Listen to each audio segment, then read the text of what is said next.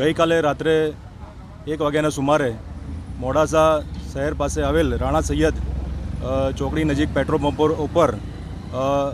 મોડાસાથી અમદાવાદ તરફ જઈ રહેલી એક એમ્બ્યુલન્સમાં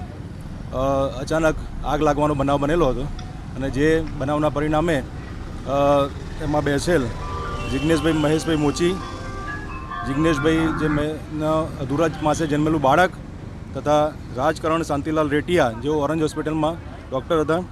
ભૂરીબેન રમનભાઈ મનાથ જેઓ નર્સ તરીકે ફરજ બજાવતા હોય, એ ચારેય જણા પાછળ આગ લાગતા આગમાં સળગી ગયેલા એમનું સ્થળ ઉપર જ મરણ થયેલું અને આગળની સાઈડમાં બેઠેલ ડ્રાઈવર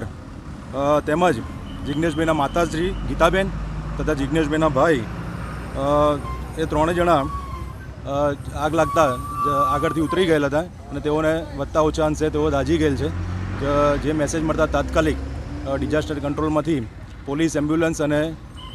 108 અને ફાયર બ્રિગેડની ટીમો અહીંયા સ્થળ પર પહોંચી ગયેલી હતી અને તાત્કાલિક આગ ઓલવવાનો પ્રયત્ન કરેલો હતો અને ઇજાગ્રસ્તોને સારવાર માટે મોકલેલા હતા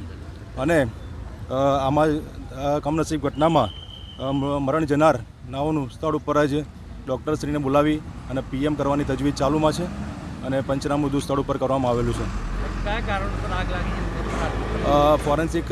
FSL ને બધું બોલાવેલું છે. એ આવ્યા પછી આગનું ચોક્કસ કારણ જાણવા મળશે.